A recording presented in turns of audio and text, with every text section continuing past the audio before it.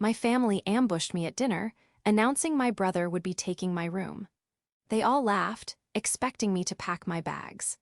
I just smiled, because what they had conveniently forgotten was that my name was on the deed, and my lawyer was already drafting their eviction papers.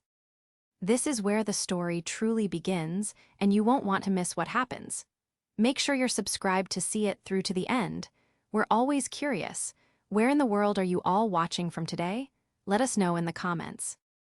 The oppressive weight of the week was still clinging to my shoulders as I pulled into the driveway of La Belle Vie, a restaurant my family could never have afforded on their own.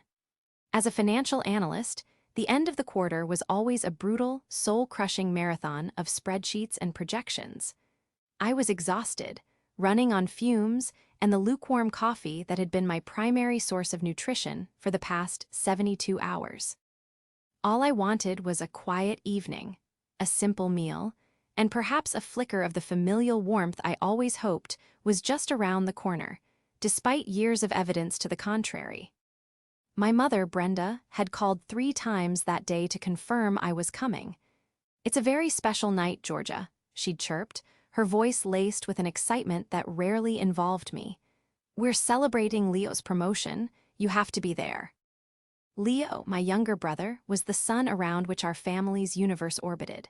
His every minor achievement was cause for a parade, his every whim a royal decree.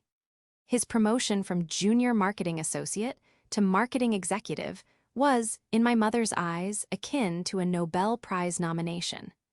I was genuinely happy for him, of course, but the forced fanfare always felt a little hollow, a little rehearsed. Still, I had put on my nicest dress, a simple navy blue sheath that felt professional and understated, and drove 40 minutes across town to play my part. I found them at a large, circular table in the center of the opulent dining room. My father, Richard, gave me a brief, distracted nod, his attention already returning to the wine list. My mother was beaming, her hand resting proudly on Leo's shoulder. Leo, looking smug and handsome in a suit that was just a little too tight, was holding court, regaling them with a story about his brilliance in the boardroom. "Georgia, you made it," my mother exclaimed, as if my arrival were a delightful surprise rather than a mandated appearance. She gestured to the empty seat beside her, the one furthest from Leo. I slid into it, the plush velvet doing little to make me feel comfortable. The dinner proceeded as expected. A toast to Leo, another toast to Leo, a detailed 5-minute monologue from my mother about the signs of genius she'd spotted in him as a toddler. My father chimed in with anecdotes about Leo's high school football days. I ate my sea bass in silence, offering a polite smile or a nod when the conversation required it. I felt less like a family member and more like a member of the audience, a seat filler at an awards show for one. "You know, with this promotion comes a bigger salary," Leo said, puffing out his chest. "And more responsibility. I'll need a proper home office. A space where I can really focus, you know? My room is just too cramped." My mother seized the opening like a hawk swooping on its prey. She placed her fork down with a delicate clink, a theatrical gesture designed to capture everyone's attention. "We've been thinking about that, haven't we, Richard?" My father grunted his assent, his eyes still on his plate. Brenda's gaze swept across the table and landed on me. There was a predatory gleam in her eyes, a triumphant smile playing on her lips that sent a shiver of dread down my spine. This was it, the real reason for the dinner. I wasn't just an audience member, I was a prop in the final act. "Georgia, darling," she began, her voice dripping with faux sweetness. "You've been so wonderful, staying at home all these years, helping out. But you're 28 now. You have a great career. It's time you stood on your own 2 feet, don't you think?" The air in my lungs turned to ice. I knew, with a bone-deep certainty, where this was headed. "Leo needs a bigger space," she continued, her voice gaining momentum. "He needs a room that reflects his new status. Your room is the largest, Georgia. It gets the best light. It would make a perfect office for him." The table fell silent. Leo was smirking into his water glass. My father was studiously examining a bread roll. My mother's smile was wide, expectant. "So," she announced, her voice booming with cheerful finality, "we've decided. It's time for you to move out. Leo will take your room. We'll help you look for a little apartment somewhere. It's a win-win." Then came the laughter. It started with Leo, a low, condescending chuckle.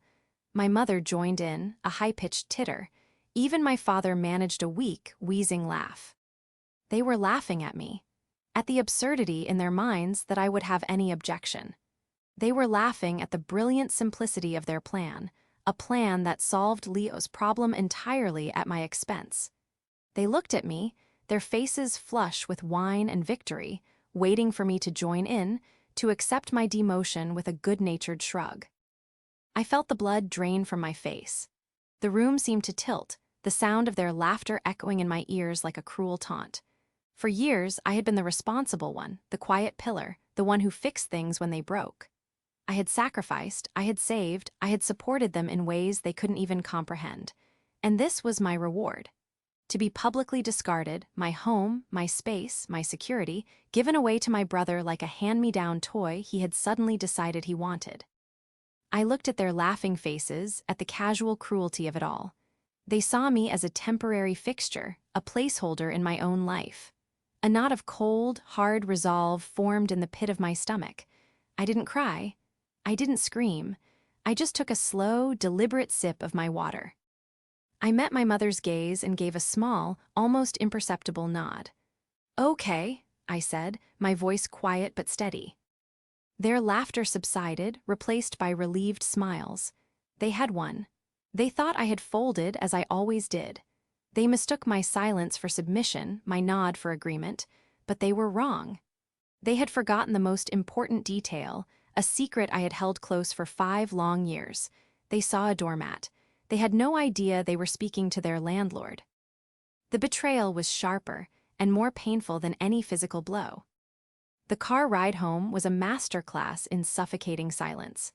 My parents and Leo chattered on in the front seat, their conversation buzzing with plans for Leo's new office suite. They discussed paint colors, desk placements, and whether he should get a standing desk or a more traditional mahogany one. It was as if I wasn't there, a ghost in the back seat of my own car. Because, of course, we had taken my car, the reliable sedan I had purchased with my own money, because my father's car was in the shop again. I stared out the window, the city lights blurring into long, meaningless streaks. Each cheerful mention of George's old room felt like a tiny paper cut on my soul. They weren't just taking a room, they were erasing me. They were erasing the 16 years I had spent within those 4 walls, the place where I had studied for exams, cried over heartbreaks, and dreamed of a future they were now casually dismantling. When we arrived home, the charade of celebration continued. My mother bustled into the kitchen to make tea, while Leo immediately went upstairs. I heard his footsteps moving around directly above the living room, in my bedroom. He was pacing it out, claiming his territory before I had even had a chance to process the eviction notice served over dessert. My father sank into his favorite armchair and picked up the newspaper, effectively vanishing behind a wall of print. He had played his part, provided the silent, masculine endorsement of his wife's decree, and was now absolved of any further emotional responsibility. That was his specialty, passive complicity.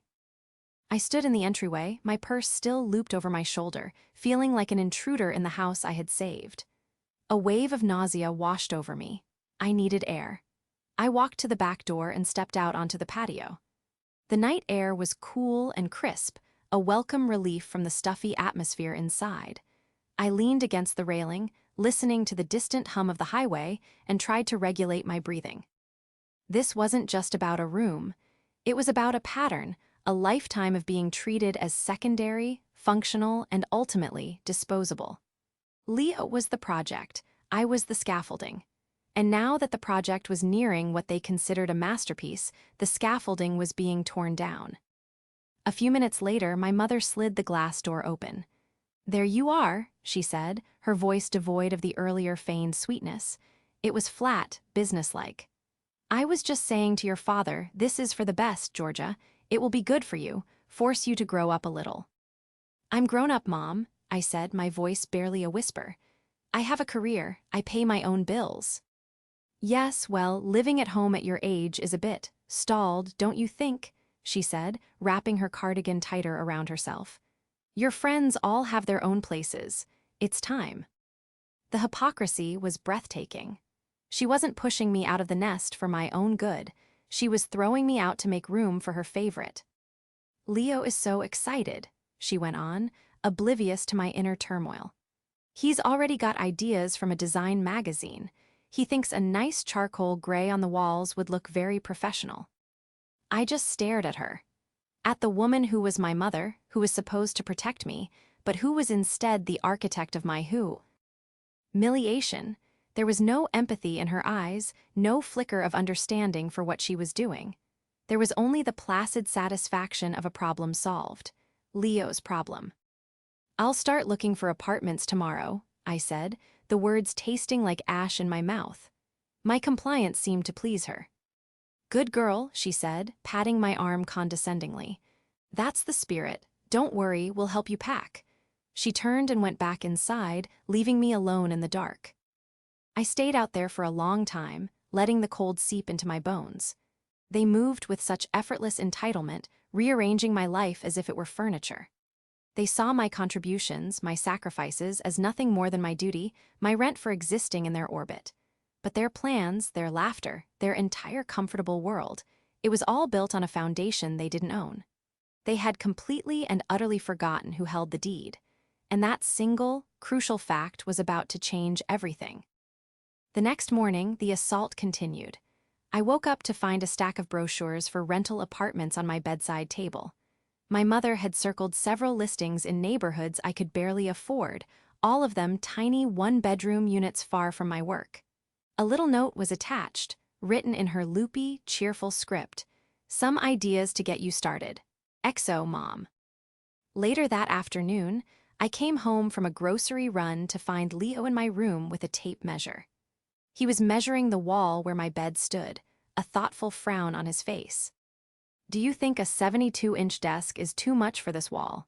He asked, not as a question to me, but as if I were a ghost he was thinking aloud to. I didn't answer. I just stood in the doorway, watching him. He was so completely absorbed in his vision, so confident in his claim to my space, that he didn't even register the cold fury radiating from me. He was a prince surveying his new dominion. I closed the door quietly and went to my office downstairs, a small, cramped room off the kitchen that had once been a pantry. It was where I worked, where I managed my finances, and where I kept the documents that mattered. I knelt and unlocked the bottom drawer of my filing cabinet. I pushed aside files labeled taxes and investments until my fingers found the one I was looking for. It was a thick accordion folder labeled simply, House. I pulled it out and placed it on my desk. My hands were trembling slightly as I opened the clasp. Inside, nestled amongst insurance papers and property tax receipts, was the quitclaim deed. Dated 5 years ago, signed by Richard and Brenda Miller, transferring full ownership of the property at 42 Evergreen Lane to their daughter, Georgia Miller. My name, my house. They thought they were kicking me out. They were about to discover they were squatters. The memory of the day the house became mine was seared into my brain, not with the triumph of ownership, but with the quiet desperation that had led to it. It was 6 years ago.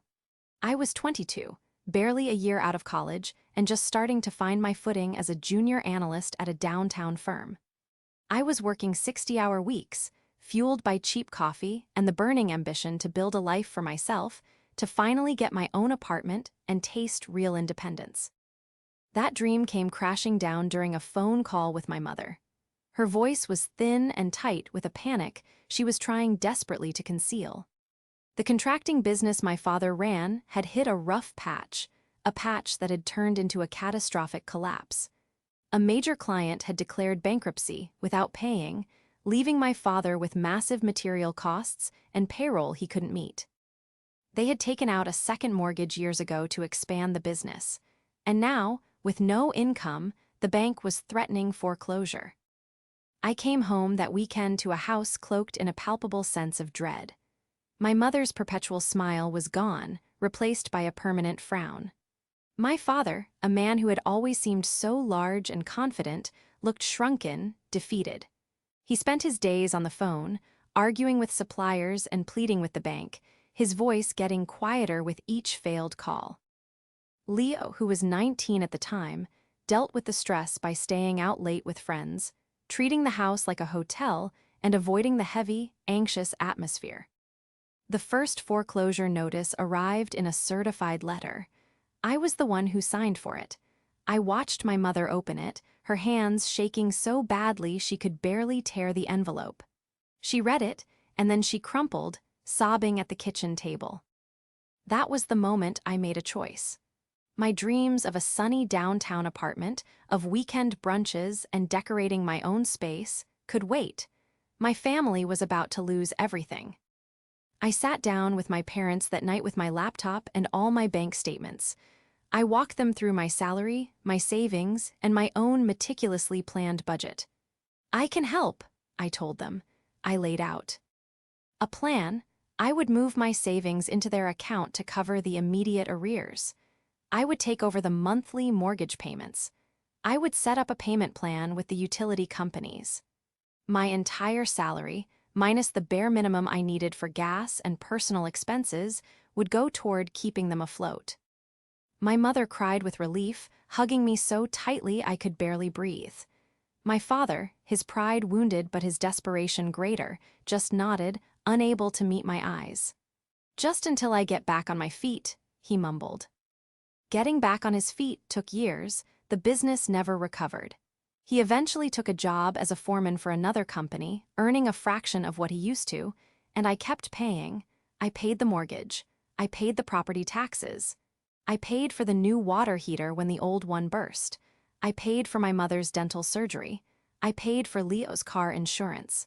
My name became a permanent fixture on every bill. About a year into this arrangement, I realized the precariousness of my situation. I was pouring my entire financial future into an asset that wasn't legally mine. If anything happened to my parents, the house, along with my investment, would be tied up in probate. And with Leo as the favored child, I had no doubt who they would have willed it to. I sought advice from a pro bono legal clinic.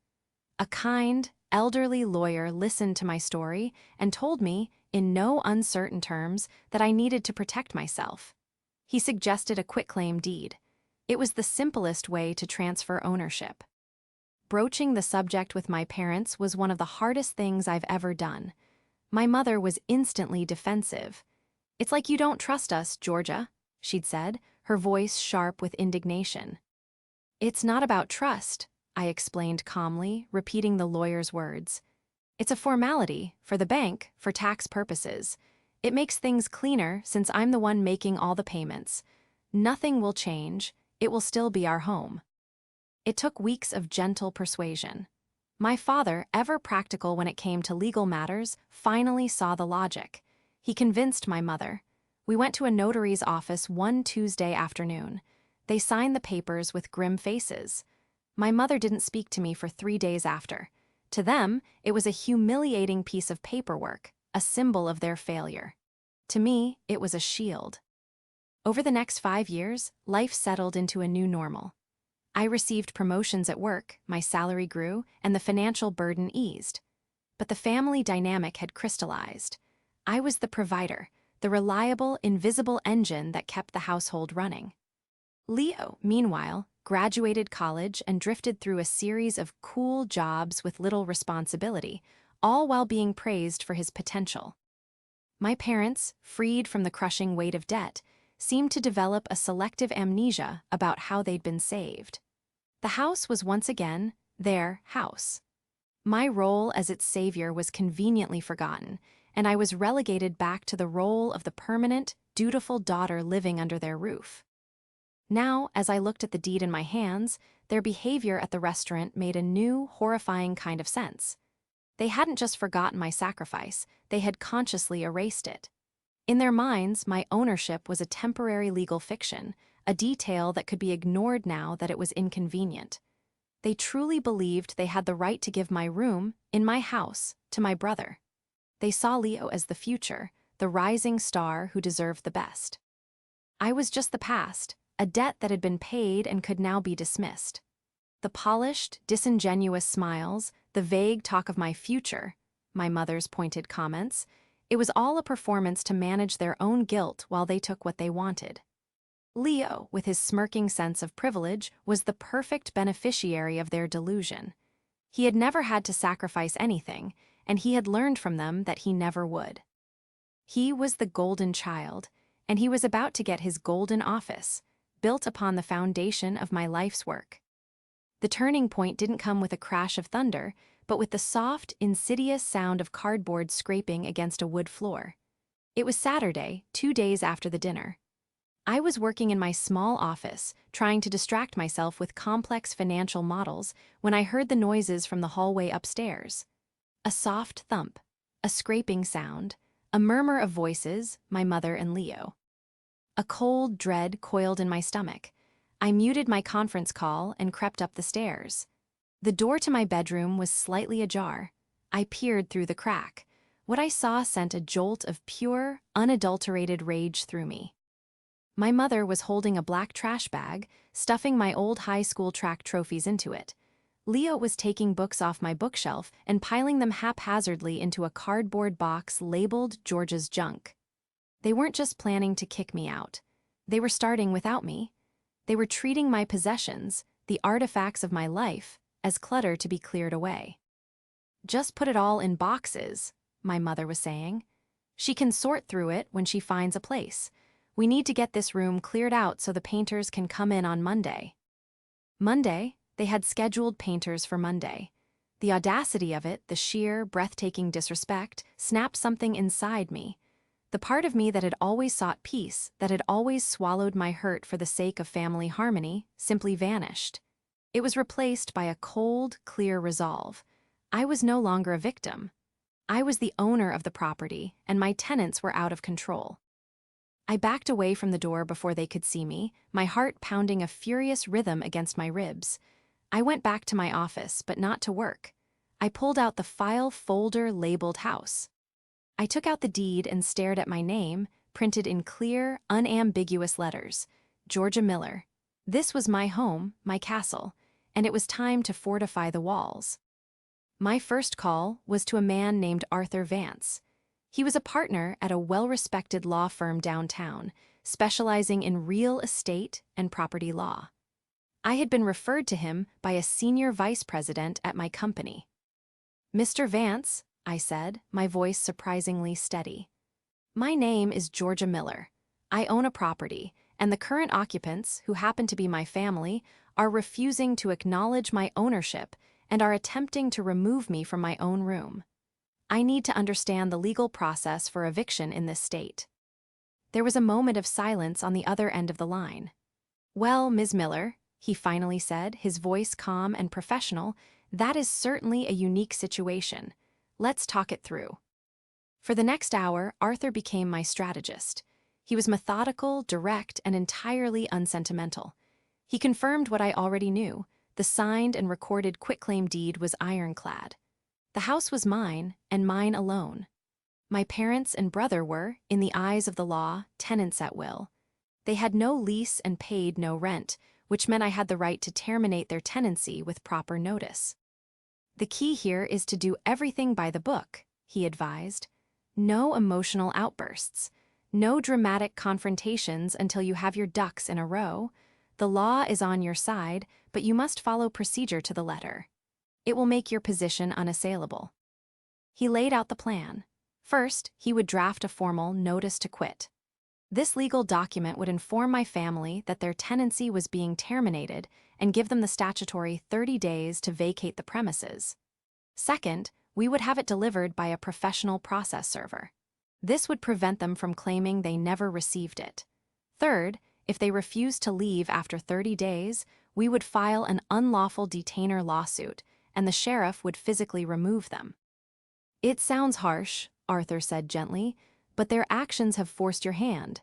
You are protecting your asset." His words were like a balm to my frayed nerves. He wasn't judging me. He was validating my position. This wasn't a petty family squabble, it was a legal and financial matter. I was no longer Georgia, the overlooked daughter. I was Ms. Miller, the property owner, and I was taking back control. "Draft the notice," I said, my voice firm. "I want it served on Monday morning." After the call, a strange sense of calm settled over me. The clever trap wasn't something I had to set, it was the truth they had chosen to ignore. My investigation wasn't about uncovering some dark secret of theirs. It was about arming myself with the clear, cold power of the law. I spent the rest of the weekend playing the part of the compliant, defeated daughter. When my mother mentioned the boxes in the hall, I just nodded and said, "Thanks for the help."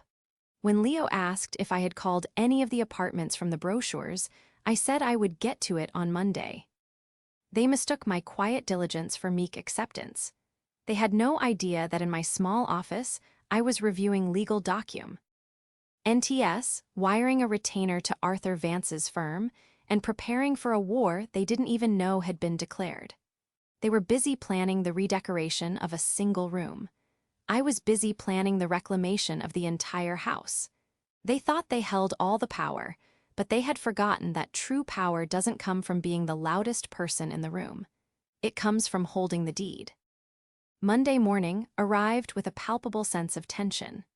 The painters were scheduled to arrive at 10 o'clock to give an estimate for Leo's new office. My mother was buzzing around the house, a whirlwind of nervous energy, tidying things that were already tidy.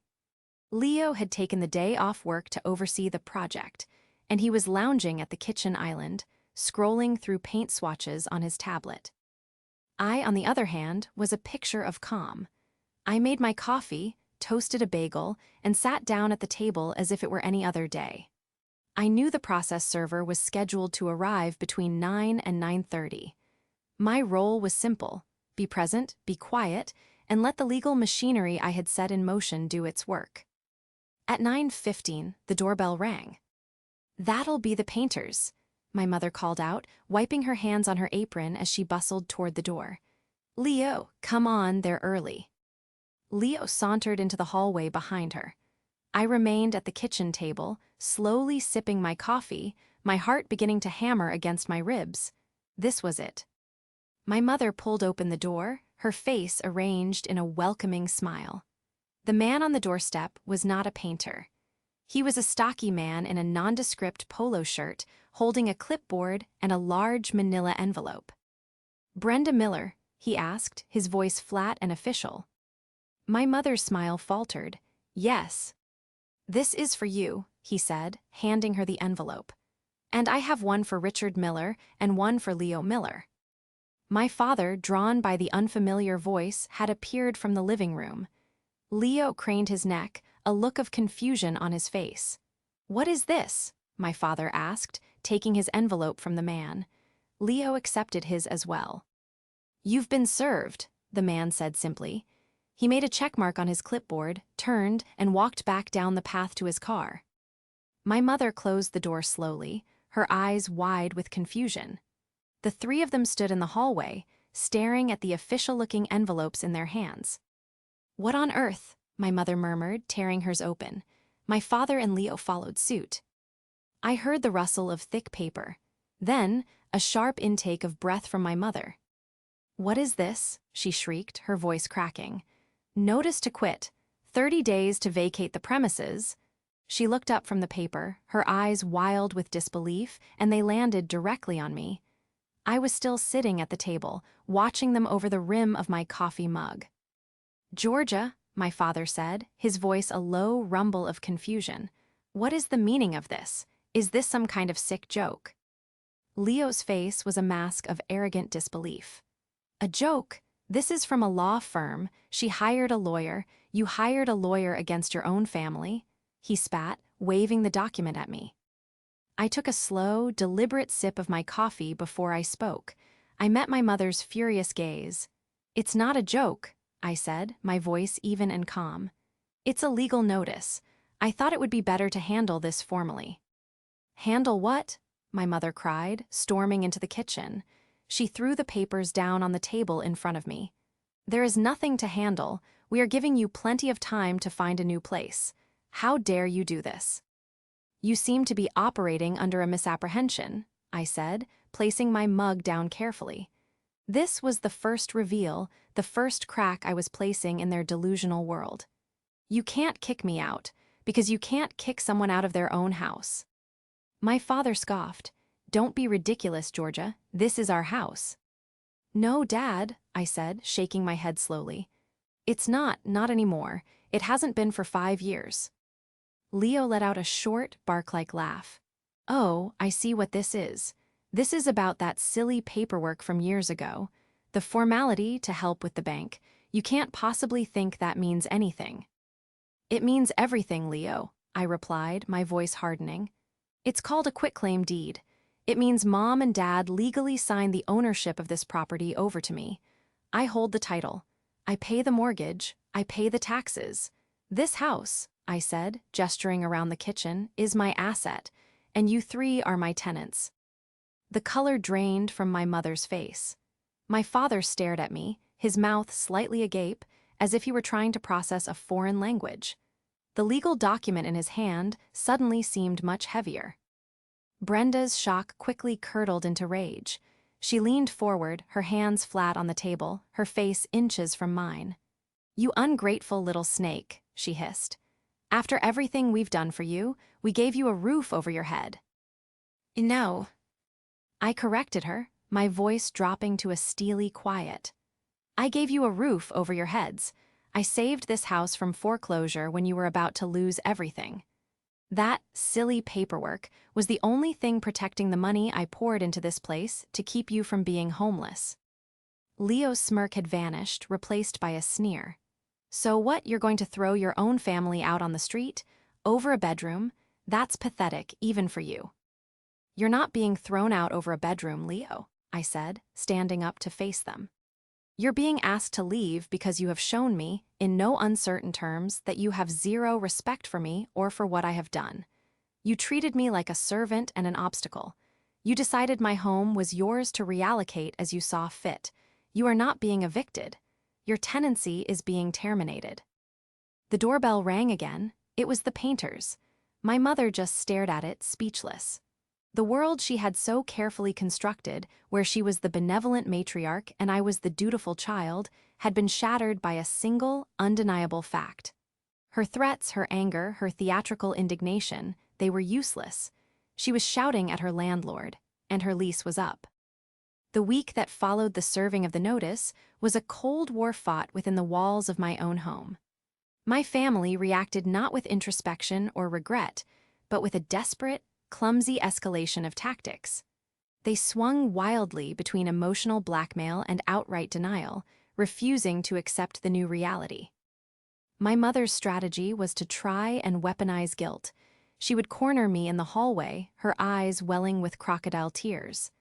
How could you do this to your father and me, Georgia? We're your parents. We could be out on the street. Is that what you want? To see us homeless? I want you to respect my legal ownership of my property, I would reply calmly, refusing to take the bait. You have 24 days left to find alternative housing. My father, on the other hand, adopted a policy of hostile silence. He would pointedly ignore me, walking out of a room the moment I entered. If he had to acknowledge me, it was with a glare of pure contempt. He saw my actions not as a defense of my property, but as the ultimate act of familial betrayal. He, the patriarch who had failed to provide, could not stand to be reminded that his daughter was the one who had saved and now controlled everything. Leo was perhaps the most infuriating. His arrogance returned, mutated into a kind of defiant petulance. He acted as if the eviction notice was a temporary inconvenience, a tantrum I would soon get over. He continued to talk about his new office, and one afternoon I came home to find him on the phone with a furniture company, trying to arrange a delivery date for a new desk. They can deliver it on the 20th, he announced to the room at large. That should give Georgia plenty of time to clear out her stuff. I walked over, took the phone from his hand, and canceled the order. You will not be moving any new furniture into my house, Leo, I said, my voice dangerously low. You seem to be confused. You are leaving. You are not redecorating."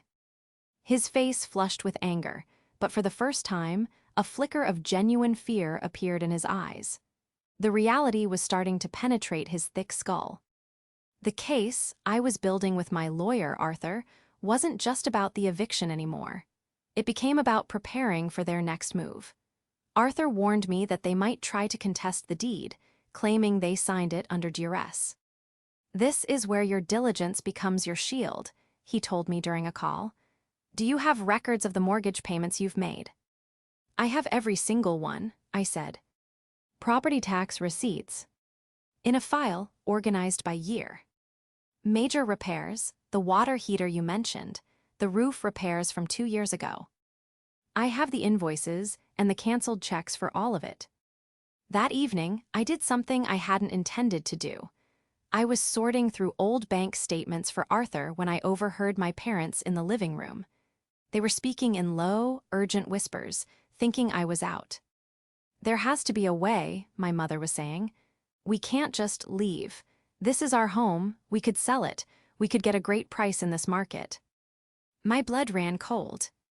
My father's voice was weary. "Brenda, she holds the title, we have no legal claim." "Don't be so sure," she shot back. "I was talking to Martha down the street. Her son is a lawyer.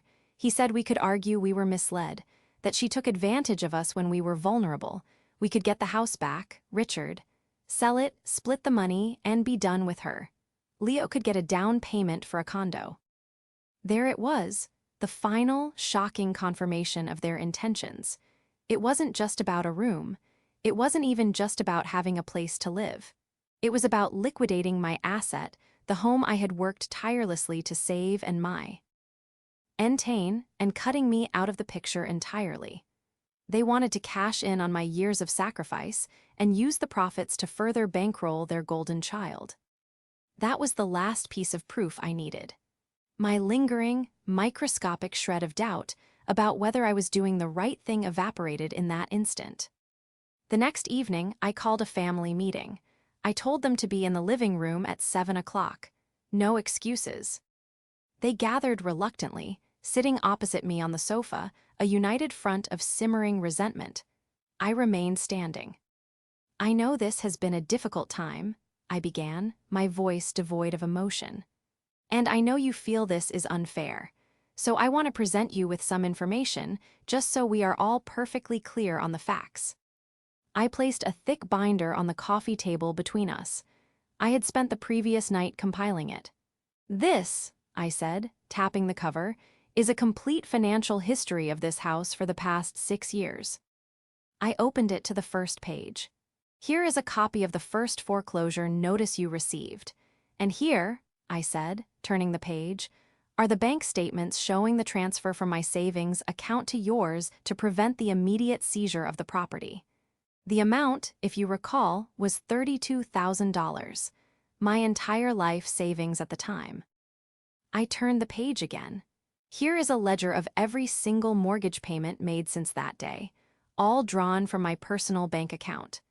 A total of 72 consecutive payments, amounting to over $200,000. I continued, page after damning page. Property tax receipts, homeowners' insurance payments, the $5,000 invoice for the new roof, the $2,000 bill for the emergency plumbing work, all paid by me. When I was finished, I closed the binder. "This house is not an emotional concept," I said, my voice cutting through the stunned silence. "It is a financial asset, an asset that you had forfeited and that I purchased through years of work and sacrifice." Then I looked directly at my mother. "And just yesterday, I heard you discussing your plans to take this asset from me, sell it, and use the money to set Leo up in a condo. You weren't just trying to kick me out of my room, you were planning to steal my entire investment, my entire future." The silence in the room was absolute. My mother's face was ashen. My father stared at the binder as if it were a venomous snake. Leo looked from his parents to me, the smugness finally, completely gone, replaced by a dawning, horrified understanding. The spell was broken. The irrefutable, black-and-white proof of their breathtaking entitlement was sitting on the table, and there was nothing they could say to deny it. The final showdown didn't happen with shouting or tears. It happened with the quiet, mundane rumble of a moving truck. The 30-day notice period was set to expire on a Friday. On the Wednesday of that final week, I came home from work to find a large, yellow rental truck parked in the driveway. My father and Leo were on the front lawn, arguing over how to best use a dolly to move the heavy, antique sideboard from the dining room. My mother was directing the operation from the porch, a clipboard in hand, looking stressed but determined. They had clearly decided to wait until the last possible moment, perhaps holding out hope that I would cave. When they saw my car pull in, they all froze. The argument stopped. My mother's face hardened. This was their final act of defiance. They were moving, yes, but on their own terms, portraying themselves as the victims of my cold-hearted, legalistic maneuvering. They were creating a public spectacle for the neighbors, a visual tableau of a poor, displaced family being forced from their home. I parked my car on the street, got out, and walked calmly up the driveway. I didn't say a word to them. I walked past the truck, past the scattered boxes on the lawn, and went into the house. I could feel their eyes on my back. I went straight to my office and made a phone call. Then, I went to the kitchen, poured myself a glass of iced water, and waited. 5 minutes later, Leo stormed into the house. "What do you think you're doing?" he demanded. "Just going to walk past us like we don't exist. We're out here breaking our backs because of you." "You're moving out because your tenancy was terminated, Leo," I said without looking at him. "You've had 30 days to plan this. The fact that you left it to the last minute is not my problem." "This is unbelievable," he muttered, shaking his head as he stalked back outside. Another 10 minutes passed. Then I saw it. A sleek, black town car pulled up to the curb behind the moving truck. Arthur Vance got out of the passenger side, dressed in a sharp charcoal suit and carrying a leather briefcase. Following him was a man I recognized from a photo Arthur had sent me, Mr. Henderson, a professional real estate appraiser. I walked to the front door and opened it. "Arthur, Mr. Henderson, thank you for coming on such short notice," I said, my voice loud enough to carry across the lawn. My family stopped what they were doing and stared. The sight of a lawyer in a suit arriving at their chaotic moving scene was clearly not something they had anticipated. "Georgia," Arthur said, shaking my hand warmly. "Not a problem at all. Mr. Henderson is ready to begin the preliminary assessment whenever you are." My mother marched down the porch steps. "Assessment? What are you talking about? What is he doing here?" she demanded, her eyes wide with alarm. I turned to face her.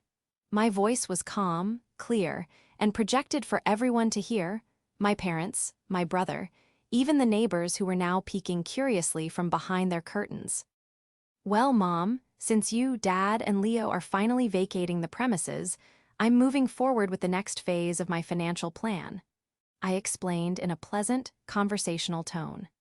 "First, Mr. Henderson is here to conduct a full appraisal of the property. I need an updated valuation for insurance and tax purposes, of course." I paused, letting that sink in. Then I delivered the final, crushing blow. "Second, Arthur is here with some paperwork for you to sign before you leave. It's a standard rental arrears acknowledgement. I've decided not to pursue you for the 6 years of back rent you failed to pay, which, at current market rates, my accountant calculates at roughly $144,000. A collective gasp went through my family. Leo dropped the dolly, which clattered onto the concrete driveway. "However," I continued, my voice unwavering, "I do need you to sign a waiver acknowledging that you are vacating the property willingly at the termination of your tenancy, and that you forfeit any and all claims to the property or its assets. It's just a formality to make sure there are no legal complications down the line when I decide to sell the house." "Sell," my father choked out, his face pale. "You're selling the house." "Of course," I said with a breezy confidence I didn't entirely feel. Why would I want to live in a place with so many complicated memories? It makes more sense to liquidate the asset and reinvest the capital. My portfolio could use the diversification. That was the moment they finally, truly broke.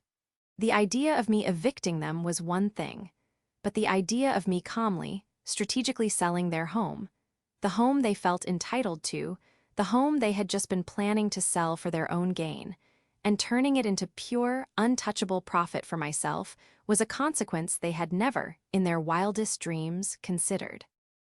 Leo stared at me, his mouth hanging open. The entitled prince, the golden child, looked utterly defeated. The grand promotion, the new office, the future his parents had promised him, it had all just evaporated on a sunny Wednesday afternoon. He looked at his parents, not with anger, but with a dawning, horrified realization of how completely they had misled him, how their arrogance and greed had led them all to this public, humiliating ruin. "But where will we go?" my mother whispered, her voice trembling. The fight was gone, replaced by a raw, pathetic panic. I looked at her, at the woman who had laughed at the thought of making me homeless. I felt a pang of something, not pity, but a deep, sorrowful finality. "I believe you have a list of apartment brochures," I said quietly. "You left them on my nightstand a few weeks ago. Perhaps you should start there." Arthur stepped forward, holding out a pen and the documents on his clipboard. My father, looking 10 years older than he had that morning, walked over like a man in a trance and signed without a word. The aftermath was not loud, but deafeningly quiet. My family finished their move in a state of stunned, silent shock. There were no more accusations, no more tears, no more desperate attempts at manipulation. There was only the grim, methodical packing of boxes and the hollow sound of footsteps echoing in empty rooms. By Friday evening, they were gone. The yellow truck rumbled away down the street, and for the first time in my life, the house was truly, completely mine. The silence they left behind was vast and peaceful. I walked through the empty rooms, my footsteps soft on the hardwood floors. I ran my hand along the wall in my bedroom, not Leo's future office. The air felt lighter. A weight I hadn't even been fully aware I was carrying had been lifted from my shoulders. It was the weight of expectation, of being perpetually secondary, of having to fight for a place in a home I had single-handedly kept standing. Their downfall was swift and undignified.